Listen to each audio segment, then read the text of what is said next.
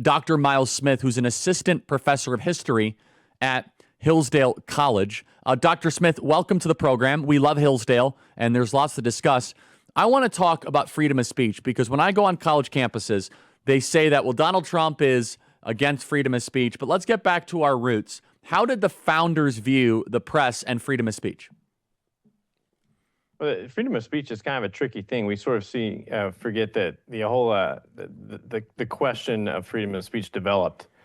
George Washington, for example, had a pretty capacious view. He thought that even that if you're criticizing the president, you're allowed to do that. His successor, John Adams, in the Aliens and Seditions Act, actually passed laws against that. So it's never been quite as clean as we want to think. There's been quite a few sort of, you might even call it interpretations of freedom of speech throughout the years. Abraham Lincoln, of course, used the power of the government to suppress newspaper publication during the Civil War. Franklin Roosevelt did too during World War II. So our definition of freedom of speech sort of has ebbed and flowed throughout the years. There's not one clean definition that we might want to appeal to. Okay, so let me ask just kind of a separate question then. What are the implications of the fight for freedom of speech today, and what are the dangers of limiting wrong information?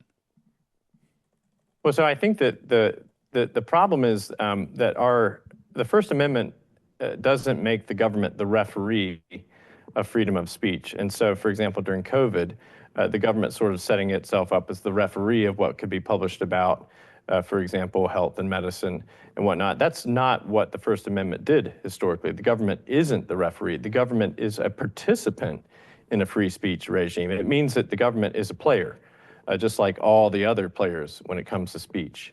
The difference is the government carries the power of the sword, carries this coercive power that comes with states.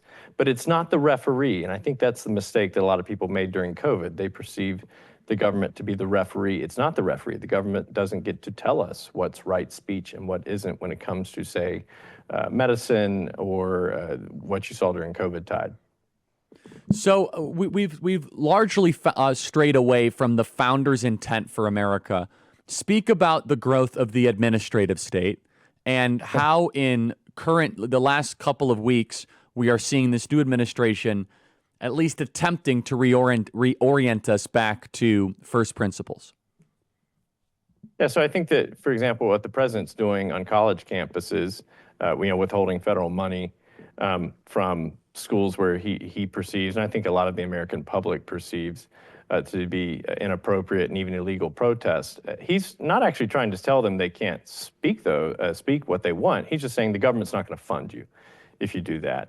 And so I think what that is the president attempting to do what I think is in his heart and turn all the educational universities and colleges in the United States towards what their actual mission is. Of course, the mission of education is education. It's not protest.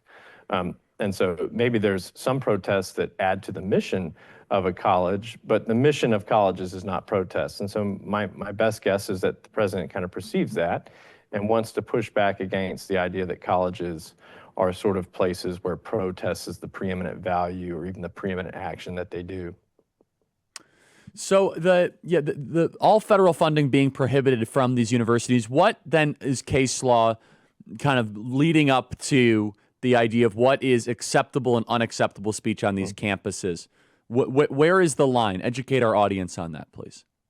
But I think that the answer is we're going to find out where the line is.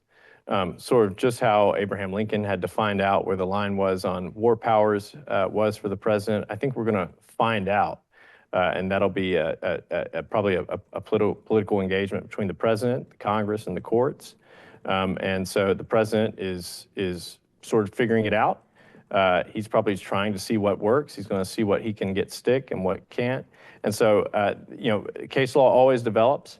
For this idea of settled law, for example, Roe versus Wade was called settled law for a long time, and turns out it's not settled.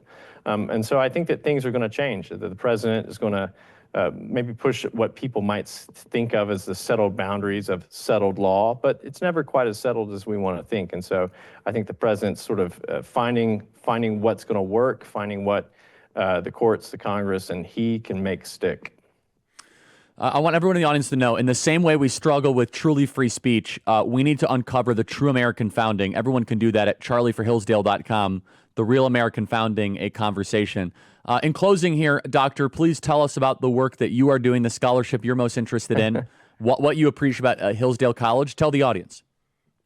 Yeah, thanks. I do a lot of in the intersection of Christians and how Christians in the United States' history have sort of understood the relationship of their faith and religion and government. I wrote a book called Religion and Republic, and it sort of shows that people think there's a lot more interaction between religion and government than people might have perceived historically. We're not a theocracy, but we are a very religious republic. And our republic has religious commitments throughout its institutional history. So that's a lot of what I do. I'm a Christian. I hope Christians will take their history and their government more seriously and take the American Republic more seriously. You guys should check out his book. What is the name of your book? It's called Religion and Republic. Excellent. Just for about a minute, elaborate a little more. You say we are a religious republic. What do you mean by that? That will make a left-wing person go a little nuts. Yeah, well, I think that we always have these discussions on church and state. And my point is, I'm not really saying that we have a state church or that we should have state churches, but religion is part and parcel of our institutional life here in the United States. You can't really go very far. You can't throw a rock without hitting an institution with religious commitments. And the United States is Republican government guarantees the protection of those religious institutions. The government's not indifferent to it. The Constitution's not indifferent to the protection of religion. The government is our protector as religious people, and it protects religious institutions. And so the Republic, the President, the Congress, and the courts, their job is not to tell us what our religion should be or shouldn't be, not to tell us what our beliefs should or shouldn't be.